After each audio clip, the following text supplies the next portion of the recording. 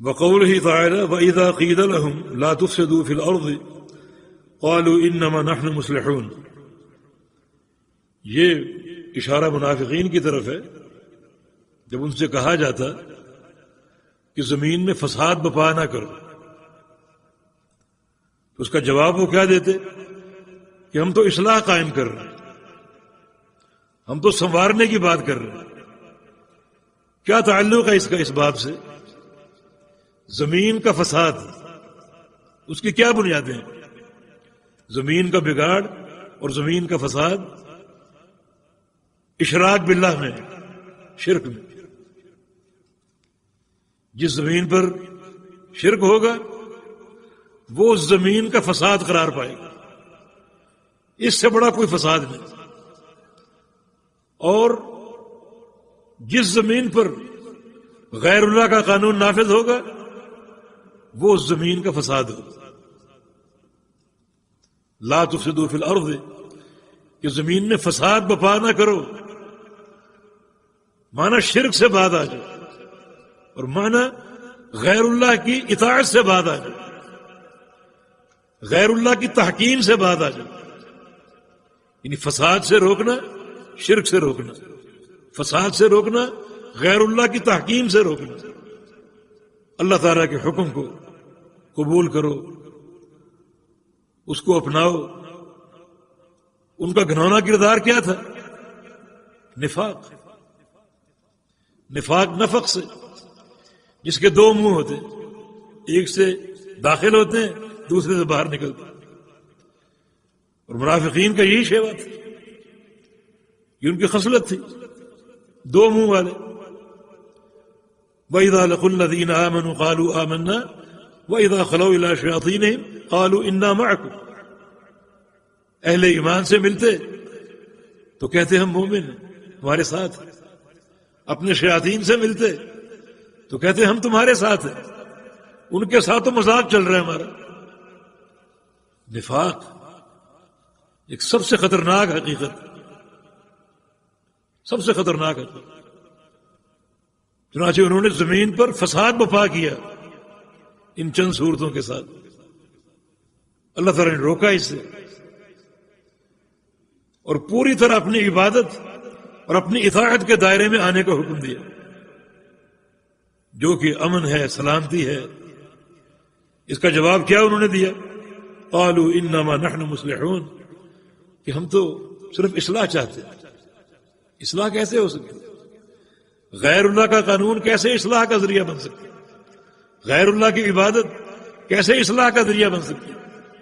اور نفاق کی یہ صورتیں کیسے اصلاح کا ذریعہ بن سکتی؟ یہ محض فساد ہی فساد۔ اس لیے قرآن کہتا ہے کہ ان المنافقین لفی الدرک الاسفل من النار، کہ جہنم میں سب سے نیچے منافقین ہیں۔ جن لوگوں کے کردار میں، عقیدے میں نفاق ہے، وہ جہنم میں سب سے نیچے ہوں گے۔ یہ لوگ انتہائی خطرناک ہوتے ہیں۔ تو باہر کیف اللہ تعالیٰ نے اشارہ دے دیا کہ زمین کی اصلاح اور زمین کا امن و سلامتی ایک تو توحید میں ہے، اور دوسرا اللہ رب العزت کا قانون اور اس کا حکم قائم کرنے میں۔ وَلَا تُفْسِدُوا فِي الْأَرْضِ بَعْدَ إِصْلَاحِهَا، زمین میں فساد مت بچاؤ، مت بپا کرو اصلاح کے بعد۔ جہاں اللہ رب العزت کا قانون رائج ہو، اللہ تعالیٰ کی عبادت جہاں پر قائم ہو، وہاں تم کوشش کرو اپنے فساد کو داخل کرنے کی، اپنے بگاڑ کو داخل کرنے کی، شرک کے ذریعے یا وضعی قوانین کے ذریعے یا اپنے بنائے ہوئے اصولوں اور قانون کے ذریعے۔ یہ بگاڑ جو ہے یہ فتنہ ہے، ایسا فتنہ بپا نہ کرو، اور خالص اللہ رب العزت کے نظام کے ساتھ جڑ جاؤ، منسلک ہو جاؤ۔ یہ تمہارے لیے باعث برکت ہوگا دنیا میں بھی اور کل قیامت کے دن بھی۔ افحکم الجاہلیت یبغون، یہ کیا چاہتے ہیں؟ جاہلیت کا حکم کیا چاہتے ہیں؟ یہ جاہلیت کا قانون۔ جاہلی قانون کیا ہے؟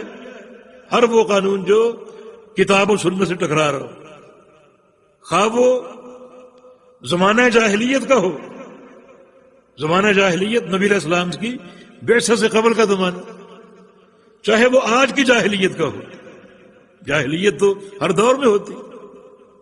امیر عمر کا قول ہے کہ وہ شخص سچا اور حقیقی داعی نہیں بن سکتا جو اپنے وقت کی جاہلیت کو جانتا نہ ہو، وقت کی جاہلیت کو جو پہچانتا نہ ہو، اس پر ضرب کاری لگانے کے لیے، اس کی تردید اور تفنید کے لیے، تو وہ حقیقی داعی نہیں بن سکتا۔ اس کا معنی جاہلیت ہر دور میں ہوتی، ہر دور میں ہوتی، اور جو لوگ جاہلیت کے حکم کے متلاشی ہیں ان کا یہ کردار خلاف عقیدہ ہے۔ اور اگر وہ جاہلیت کے قانون کو اللہ کے قانون جیسا قرار دیتے ہیں، اس کی منزلت پر اس کو فائز کرتے ہیں، تو پھر یہ کفر ہوگا، دین اسلام سے خروج ہوگا۔ یہ مسئلہ انتہائی محتم بشان ہے۔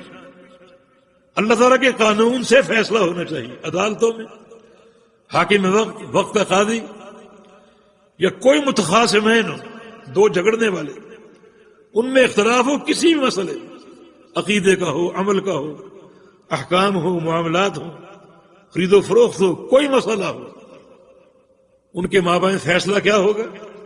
کس چیز کے ساتھ ہوگا؟ اللہ کے قانون کے ساتھ۔ ان متخاصمین کا خالق کون ہے؟ اللہ تعالی۔ ان متخاصمین کا، دو جھگڑنے والوں کا خالق کون ہے؟ اللہ تعالی۔ تو ان پر قانون کس کا قائم کرو گے؟ جو ان کا خالق ہے۔ الا لہ الخلق والامر، یہ دنیا اس کی خلق ہے تو اسی کا امر نافذ ہوگا نا۔ خالق وہ ہے اور مالک وہ ہے، امر کسی اور کا ہو۔ اس لیے قرآن کا جو اختتام ہوتا ہے وہ اس اہم ترین صفت کے ساتھ ہوتا ہے، قل اعوذ برب الناس مالک الناس الہ الناس۔ یہ مالک الناس ہونے کا تقاضا یہ ہے کہ لوگوں پر اللہ کا قانون نافذ ہو۔ یہ نہیں کہ حکومت میری ہے اور قانون باہر سے آ رہا ہے۔ اللہ تعالیٰ اس کائنات کا حاکم ہے، مالک اور خالق اور مدبر ہے، اسی کا قانون نافذ ہو۔ متخاصمین اکثر حکم قائم کرنے کی ضرورت کہاں پیش آتی؟ جہاں دو خصومتیں کھڑی ہوں، دو افراد کے درمیان، دو قوموں کے درمیان، دو مذاہب کے درمیان، دو فریقوں کے درمیان، تو لازم ہے کہ اللہ کے قانون سے فیصلہ۔ آج اس کی انتہائی ضرورت ہے۔ آج اللہ تعالیٰ کا حکم ہونا، حکم اللہ، اس کو ہم صحیح معنی میں جاننے اور پہچاننے سے قاصر ہیں۔ رواج کیا بن چکے؟ اختلاف اگر باپ بیٹے کے درمیان ہو تو چونکہ باپ بڑا ہے اس کی بات مان لیجیے۔ اختلاف اگر شوہر بیوی کے مابین ہو تو چونکہ شوہر قوام ہے اس کی بات مان لیجیے۔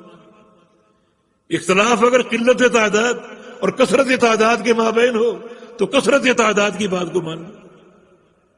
اختلاف بڑے چھوٹے کے درمیان ہو، بڑے کی بات کو مان لو۔